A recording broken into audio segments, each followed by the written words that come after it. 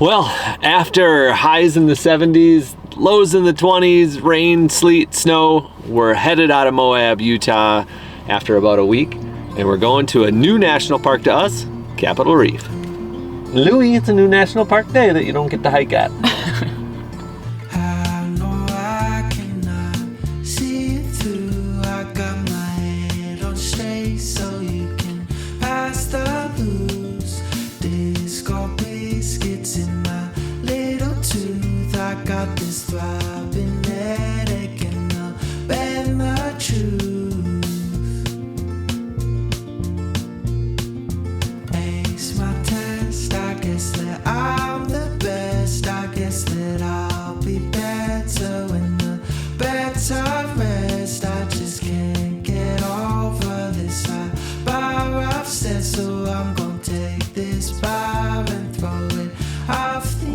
From Moab, it's only about a 2-hour drive to Capital Reef, and it's basically just west on 70 for 30 miles, and then you hit Highway 24 and you head down. And we've just never been to this area before. And one of the things I love about Utah is how different the landscape looks. Like, it's like where we came from in Moab, it was a lot of red rock. You know, Arches is right there, Canyonlands is right there. It's just some of the most amazing landscape you'll see. And then, you know, 15 minutes north of that is these beautiful rolling kind of, I don't know, grassy fields with the same mountains kind of in the background. And that's where we boondocked the first time. Yeah.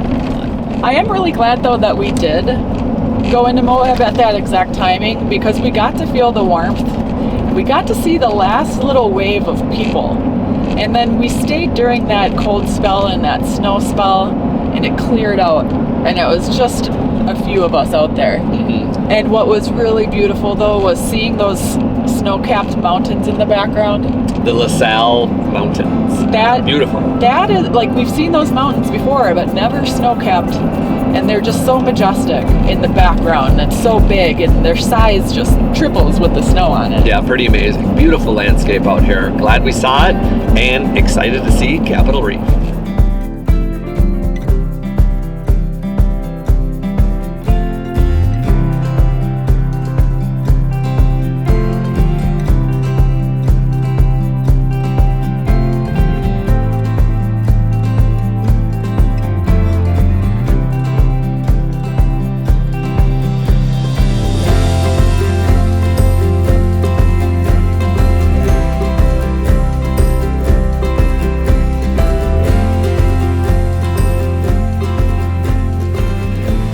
Good old Maverick.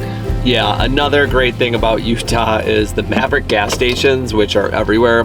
I think almost every single one has a free dump, like 90+% of them. Free dump. Yeah, it's great. So we definitely need to take advantage of that. It's been 8 days since we've dumped, so it's perfect timing. And then we'll top off our diesel and we'll top off our DEF while we're here and thank them for that service, and then we'll be nice and full on everything going into a new national park, so we don't pay national park prices. It's always kind of scary traveling to new places because you have no idea where the services are and what the amenities are.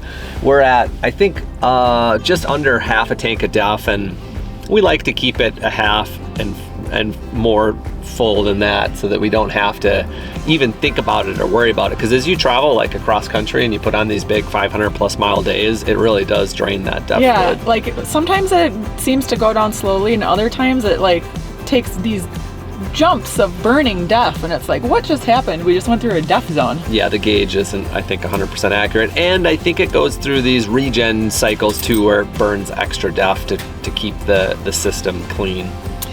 So I think I'll bring Louie on a little walk while you dump. And while we're pumping, I'm gonna get some coffee for sure. Nice. Mavericks.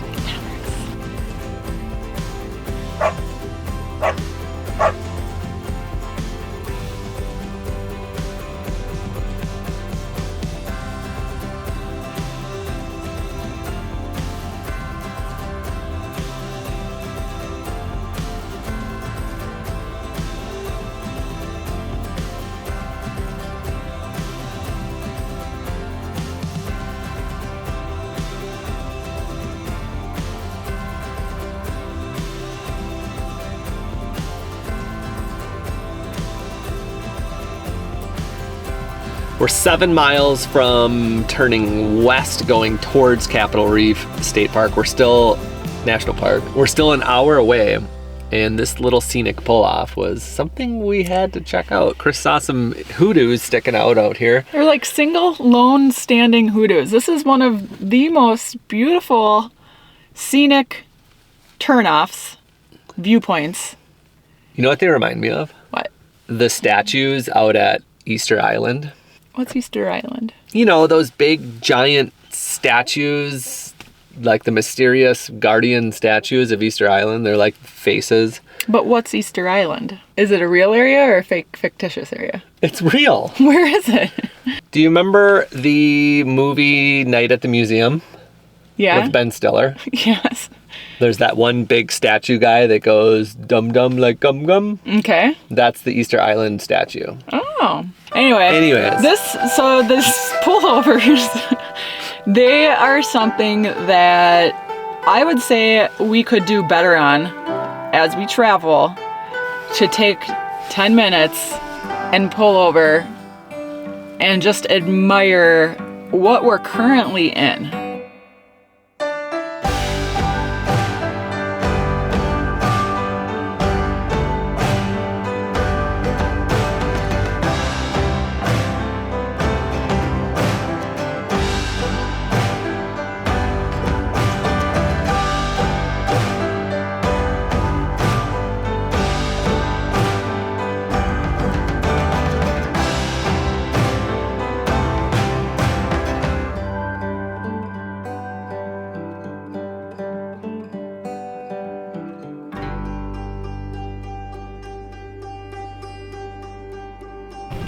The visitor center, I'm glad we stopped. It is a nice one. And I basically just went in and got a little map and said, hey, are there any trails in the area that are dog friendly? And coincidentally, there is one that starts right here, and it's a footpath that goes to the campground, and it's about 1.5 miles down there, which is perfect for Louie and us just to get out, get some fresh air. So we're gonna do that. And our annual pass is still valid for till the end of the month, so like we don't have to buy a new pass yet. Yeah, we're really excited about that. Our pass is good. I bought some postcards, I bought a magnet, learned a little bit about the areas. This is called the Fruita's area, and there's lots of orchards around. And when I asked what kind of trees there are, she got kind of excited. And she said, well, nothing is in bloom right now, which doesn't surprise me because it's very frigid, but it is a lot of fruit trees, like apricots, apples, plums. I think she listed a lot of stone fruit. Oh, you know what I saw in the town where we're boondocking at, just down the road? They do a lot of like ciders and I don't wineries? know yeah. We should go to one of those. Yeah, this is a cool little area. This is unexpectedly... We might want to think about extending our stay here longer than what we planned for. Yeah, it's 52 degrees right now, so it's like just warm enough with the sunshine. It's nice. To be okay. Yeah. Look at Louie, he's so happy. You ready to go? You ready to go? Should we go? Let's go. Yes.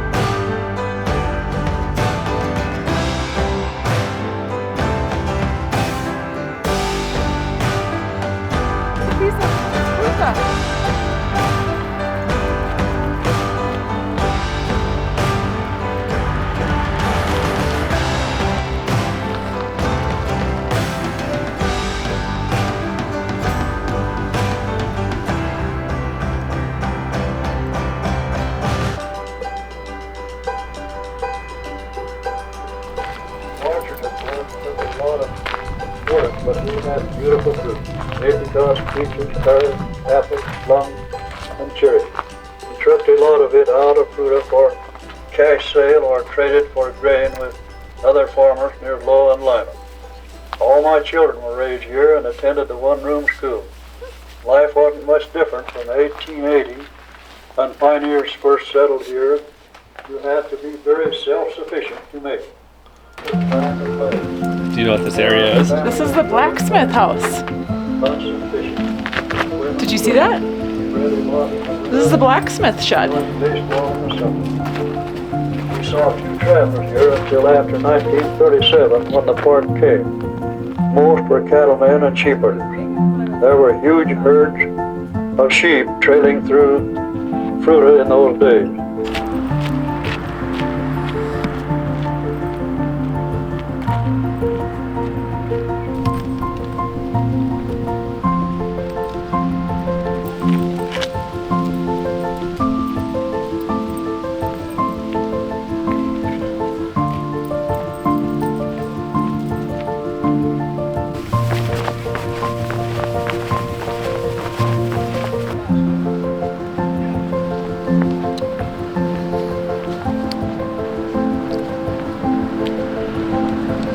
So as soon as we passed the sign that said entering the Fruita area, all of a sudden there's grass and orchards and It's very trees. lush. And I was like, they have to be watering Are they this. sprinkling everything?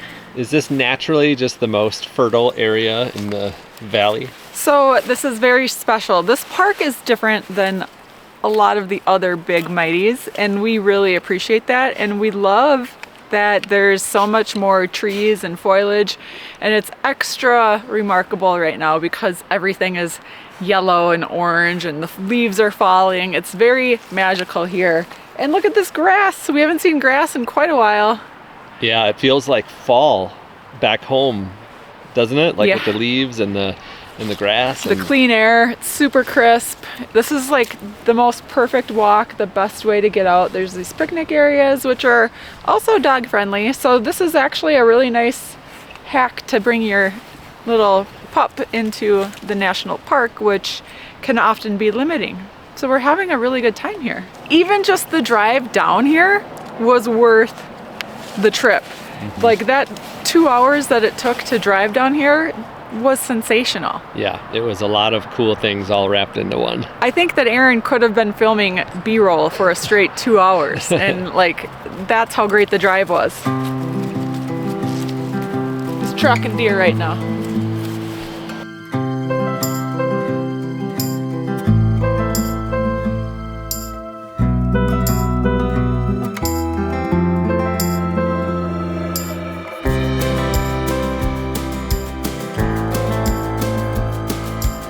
Louis is interested in the horsey.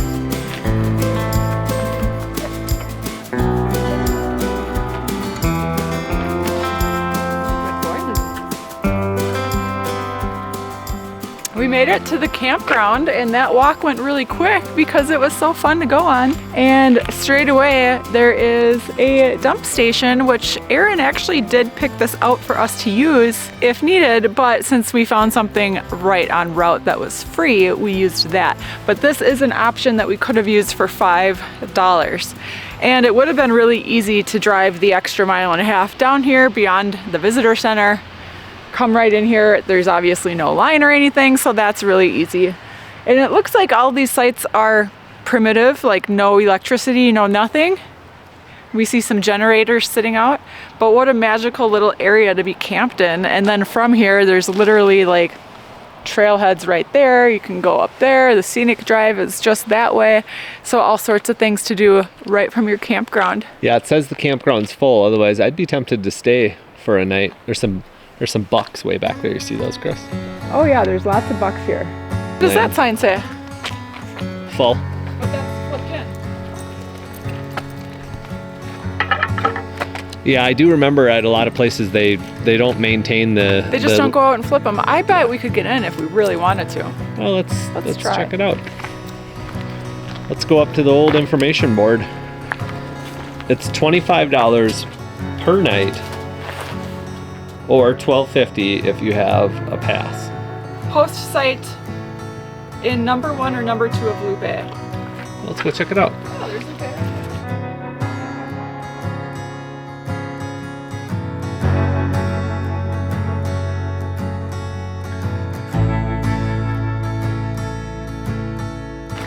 It pays to ask. If this was at the beginning of our full-time journey 4 years ago, we would not be paying to stay in the park. I just know how we were. We were so frugal, and everything we wanted to do as cheap as possible. And now we're more like, okay, it's a lot more convenient to be inside of the park. We're gonna be able to go on a lot more hikes. We're gonna be closer to leave Louie at home. Check in on him, go in and out. Yeah, and see more. It's gonna allow us to see this entire national park like easily. Plus we can bring him on some easy drives. Plus it's just special to actually be camped inside the park. It just has a different vibe to it. It is kind of fun. But I will say I'm gonna be a little sad to not see the BLM land around here because that's always fun. I really love staying outside of the national parks, but since we're staying one night, it makes way more sense to pay 25 bucks, stay in here, just explore as much as we can today, tonight, and we could, you know, do something tomorrow morning too, if we want. That's true. Okay, let's get back. Let's go. Louie, come on.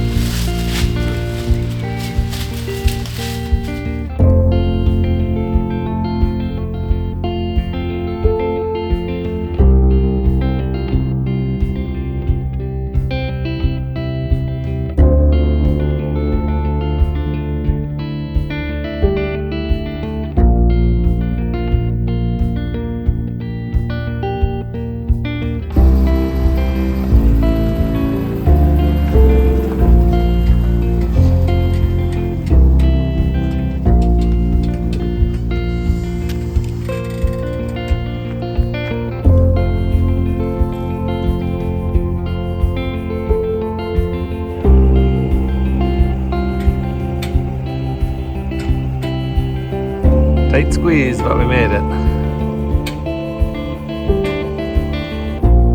Very unlevel here. Very unlevel. Can you believe it? I'm getting smarter though. I realized I had to put wooden blocks. I looked at the neighbor's setup. We got it though. We're good. We've gotten a lot better at this stuff, haven't we? Yeah, it takes some practice, just a year and a half. We're like naturals.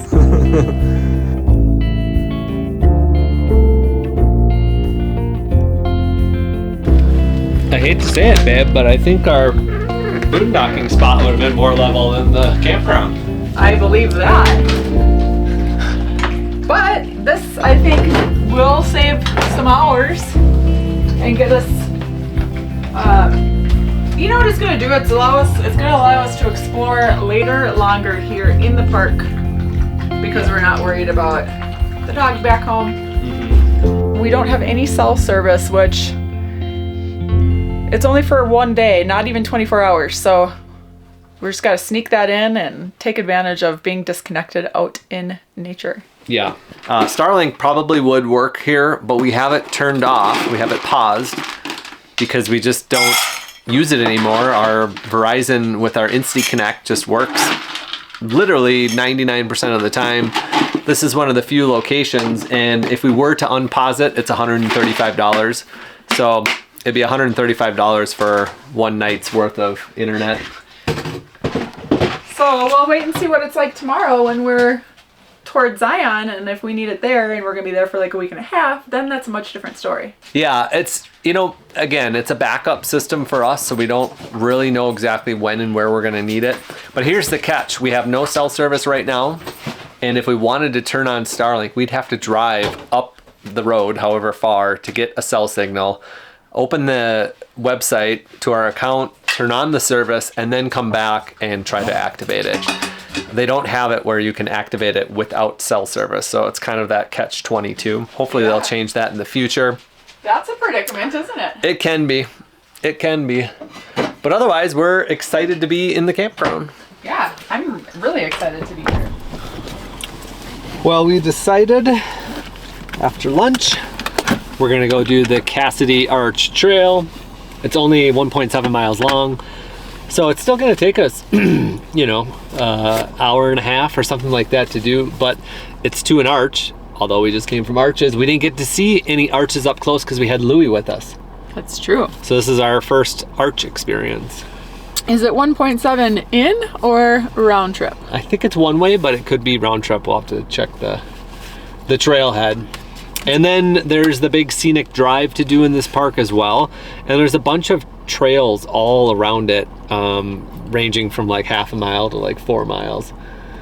So we don't have a lot of time. It's cold. It's freezing, and the sky is getting dark like it's storm clouds. Yes, the sun went away, which is a bad thing. I would say let's check the weather, but we can't. We have no cell service. We have no way to check anything. Old paper map. Good thing we have that.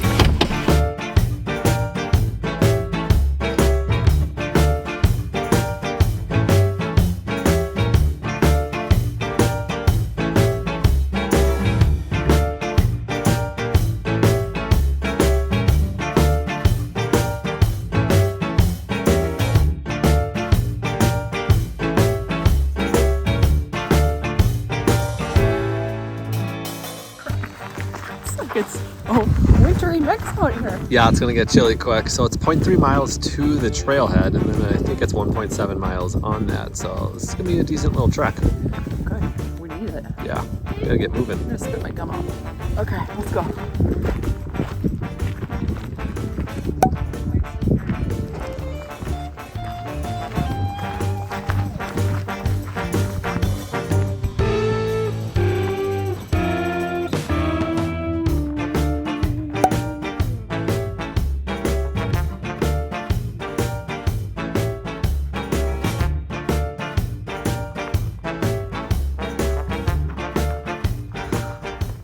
How did we not see this?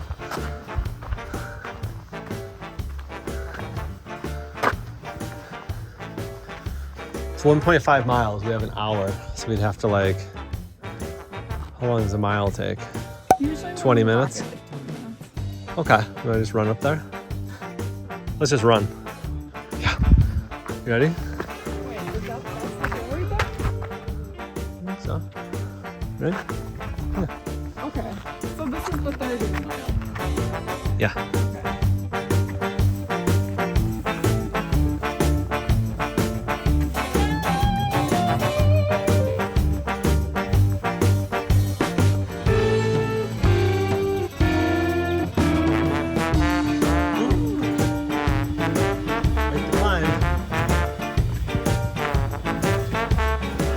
This is absolutely breathtaking up here. That's the wash we were walking through.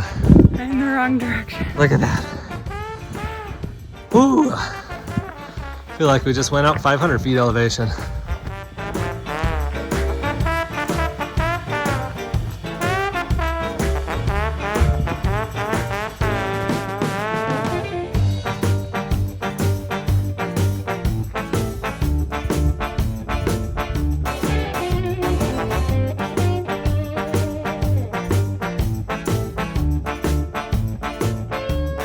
We made it. Yeah, we didn't actually make it. We made it. we didn't technically make it. We ran out of time, but there it is.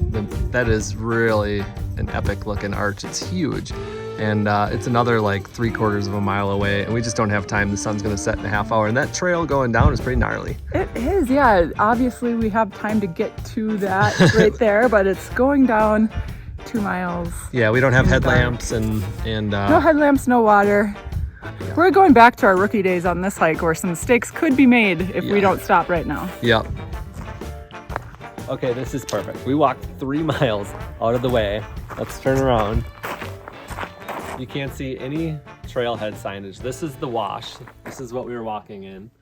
And 0.3 miles in, it was supposed to be the trailhead to the arch, but we didn't quite understand if it was at the end of this wash, which said it was 1.3 miles. And if you walk this way. Nice walking man, reenaction. Reenacting. This is how Aaron hikes. I was like, oh, look at this. Look at this. Oh, look at this beautiful wall. And then, that's the signage. Way up there. In the bushes, in the trees. We totally didn't see that. All you see is the sign that says Carry water. Carry water. It literally is the world's worst. Carry water. World's worst marked sign. And you can't see the trail because it goes up this, literally up this mountain. Yeah, that's the trail. But that is one of the coolest hikes we've done in the Ever. national park ever, or any hike Ever. ever. So if you can find it, do it. If you can find it. There's a cat panther on the loose. Mountain lion. There's a mountain lion on the loose. We don't have any water. We don't have any snacks. We don't even have a light. We did bring gloves. I said, Aaron, what's your cell phone at in case we need to use our flashlight on our cell phone? He says, 20%.